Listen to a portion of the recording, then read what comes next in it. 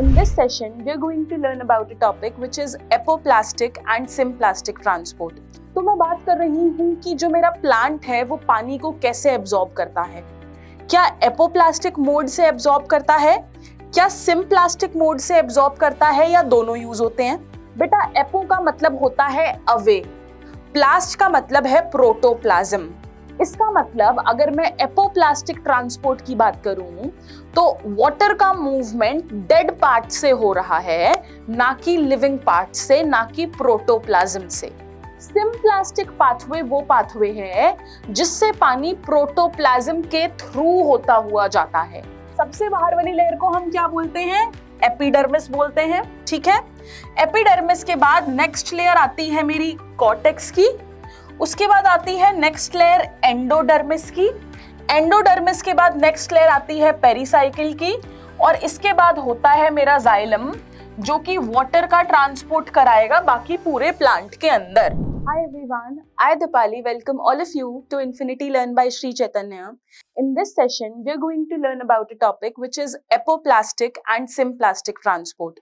To understand this everyone, we're going to break the words first and then understand that what we're trying to say. बेटा, जब मैं बात कर रही हूँ एपोप्लास्टिक और सिम्प्लास्टिक ट्रांसपोर्ट की, तो मैं बात कर रही हूँ कि जो मेरा प्लांट है वो पानी को कैसे एब्जॉर्ब करता है। क्या एपोप्लास्टिक मोड से एब्जॉर्ब करता है, क्या सिम्प्लास्टिक मोड से एब्जॉर्ब करता है, या दोनों यूज होते हैं?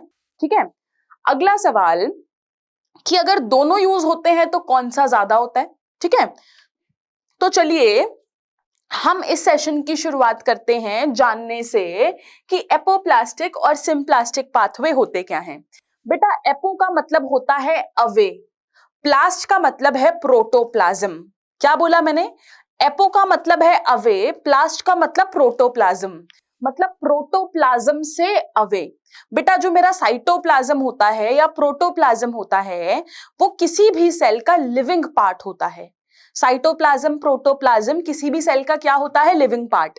अब जब मैं apoplastic, away from the plastic pathway की बात कर रही हूं तो इसका मतलब इस पाथवे में पानी जाएगा प्लांट के डेड पार्ट्स में से। कहां से जाएगा? प्लांट के डेड पार्ट्स में से। अब अगर मैं डेड पार्ट्स का आपको डेफिनेशन बताऊं तो ये सोचिए कि वाटर सेल वॉल के थ्रू मूव कर रहा है या इंटरसेल्यूलर स्पेसेस से मूव कर रहा है। इंटरसेल्यूलर स्पेसेस यानी कि दो सेल के बीच की स्पेसेस। इसका मतलब अगर मैं एपोप्लास्टिक ट्रांसपोर्ट की बात करूं तो वाटर का मूवमेंट डेड पार्ट से हो रहा है, ना कि लिविंग पार्ट से, ना कि प्रोटोप्लाज्म से। क्लियर है? सिम्प्लास्टिक पाथवे वो पाथवे है जिससे पानी प्रोटोप्लाज्म के थ्रू होता हुआ जाता है। ठीक है, प्रोटोप्लाज्म के थ्रू होता हुआ जाता है। वाटर एब्जॉर्प्शन के लिए एक प्लांट एपोप्लास्टिक और सिम्प्लास्टिक दोनों पाथवेज का यूज करता है, बट कहां, कितना, क्यों, वो जानते हैं। अब आगे देखो, हमने क्या बोला यहां पर? हमने बोला once water is absorbed by the root hair. अब हमें पता है कि बेटा कोई भी अगर मेरी रूट होती है, क्या होती है? कोई भी रूट होती है तो उस पर माइन्यूट रूट हेयर प्रेजेंट होते हैं। बेटा, ये रूट हेयर का काम क्या होता है कि पानी के एब्जॉर्प्शन का सरफेस एरिया बढ़ा देना, है ना। रूट हेयर वाटर के एब्जॉर्प्शन का सरफेस एरिया बढ़ाते हैं, राइट।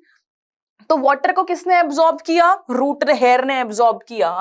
अब वहां से it can move deeper into the root layers. अब रूट हेयर से वाटर के एब्जॉर्प्शन के बाद पानी रूट की और डीपर लेयर्स में जाएगा। बेटा, क्यों डीपर लेयर्स में जाएगा? क्योंकि रूट की डीप लेयर के बीच में ही तो मेरा स्टील होगा। स्टील मतलब वो सेंट्रल सिलेंडर जहां पर की जाइलम और फ्लोएम प्रेजेंट होंगे।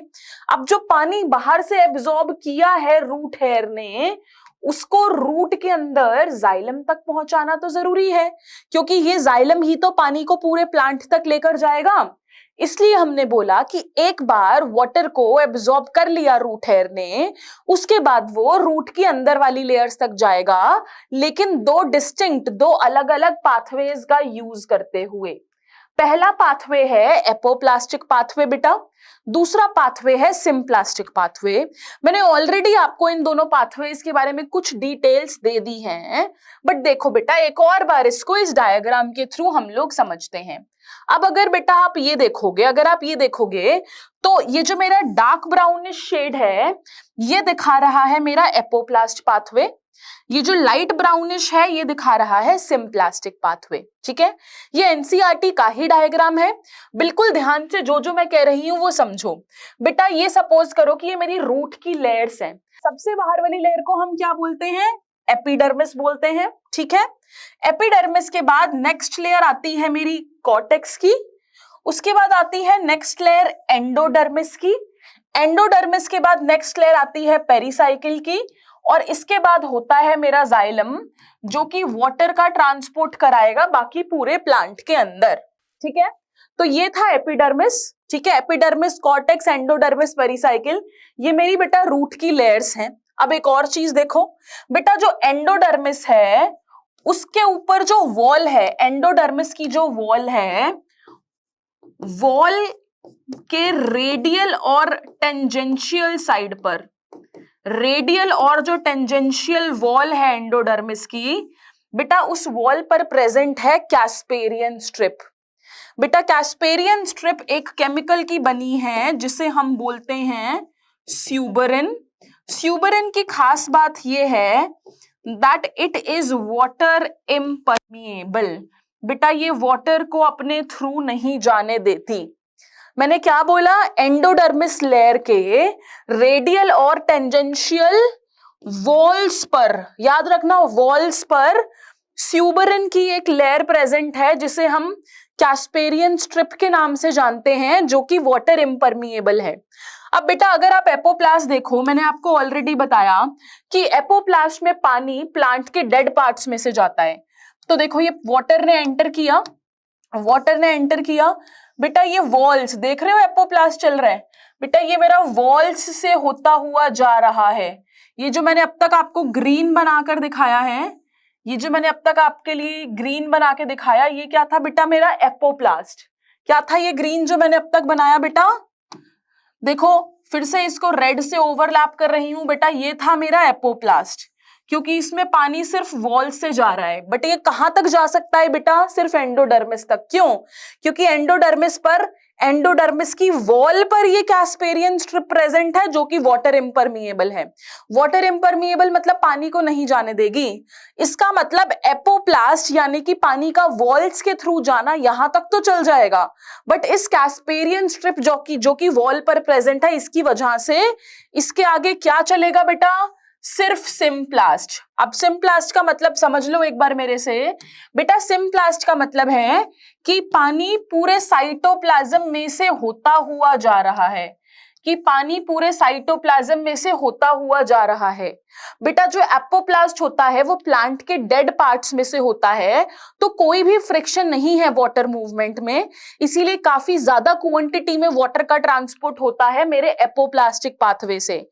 एंडोडर्मिस तक बेटा एपोप्लास्ट और सिम्प्लास्ट दोनों के दोनों ही फंक्शन करेंगे, लेकिन ज्यादा ट्रांसपोर्ट किससे होगा, मेरा एपोप्लास्ट से।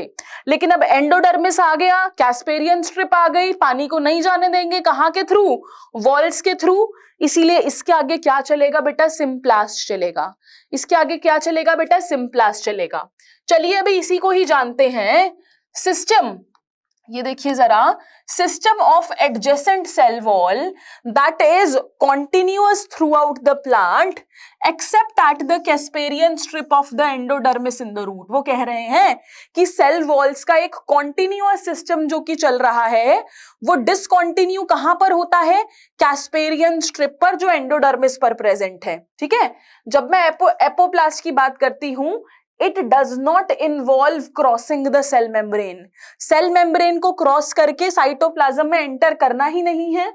Movement is dependent upon the gradient. इसका मतलब बेटा कोई चीज जहां पर ज्यादा है से कहां जाएगी, जहां पर वो कम है। ठीक है, आगे देखिए, एपोप्लास्ट क्योंकि बेटा ये डेड पार्ट्स के थ्रू होता है, इसीलिए it does not provide any barrier to the water movement.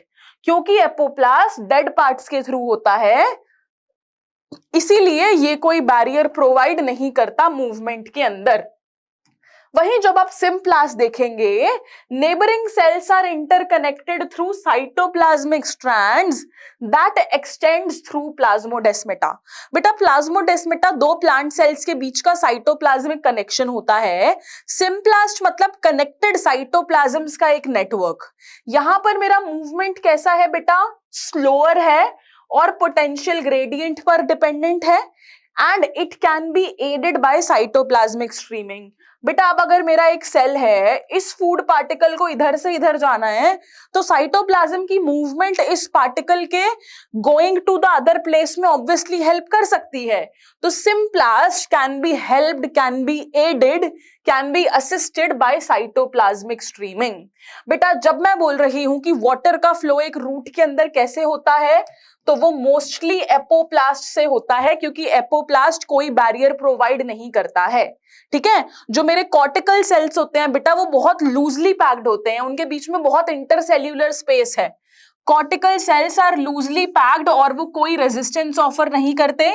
Endodermis is impervious to water, endodermis water को नहीं जाने देती क्योंकि वहां पर सुबराइज्ड कैस्पेरियन स्ट्रिप्स प्रेजेंट है, यानी कि सुबरिन की कैस्पेरियन स्ट्रिप प्रेजेंट है। Movement of water is ultimately symplastic in the endodermis. इसका मतलब एंडोडर्मिस तक एपोप्लास्ट चल सकता है, लेकिन एंडोडर्मिस के वहां से सारा ट्रांसपोर्ट सिर्फ और सिर्फ सिम्प्लास्टिक होता है। अगर आप ये बहुत ध्यान से देखें बेटा, देखिए ये है मेरा सिम्प्लास्टिक मूवमेंट जो कि साइटोप्लाज्म्स के बीच से हो रहा है। देख रहे हो बेटा, साइटोप्लाज्म्स क्रॉस कर रहा है, ये कर रहा है। ये मेरी एंडोडर्मिस की लेयर है बेटा, ये उसको भी क्रॉस करके चला गया अंदर। वहीं अगर मैं बात करूं मेरे एपोप्लास्ट की, बेटा देखो एपोप्लास्ट वॉल्स के थ्रू जा रहा है, इंटरसेल्यूलर स्पेस के थ्रू जा रहा है, और वो यहां आके बेटा रुक जाएगा, ये यहां तक नहीं जा पाएगा। क्यों? क्योंकि यहां एंडोडर्मिस पर ये कैस्पेरियन स्ट्रिप प्रेजेंट है। इस एंडोडर्मिस को क्रॉस करके सिर्फ मेरा कौन सा मूवमेंट हो पाएगा? सिर्फ हो पाएगा मेरा सिम्प्लास्टिक मूवमेंट। तो एंडोडर्मिस तक एपोप्लास्टिक और सिम्प्लास्टिक दोनों होता है, बट मेजरली ज्यादा कंट्रीब्यूशन होता है एपोप्लास्ट का, लेकिन ये एंडोडर्मिस के आगे सिर्फ सिम्प्लास्ट होता है बेटा। इसके साथ हमने एपोप्लास्टिक और सिम्प्लास्टिक ट्रांसपोर्ट को समझ लिया है। ध्यान रखना, दोनों ट्रांसपोर्ट्स का इस्तेमाल होता है वाटर के एब्जॉर्प्शन के time.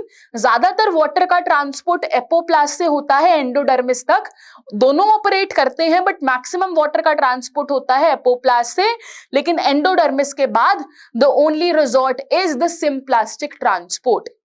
Okay everyone, I hope this is clear to all of you. This is an important topic which is usually difficult for the students to understand, but we've covered all the dimensions of the topic very precisely here. I hope it helps everyone. Thank you so much. Thank you.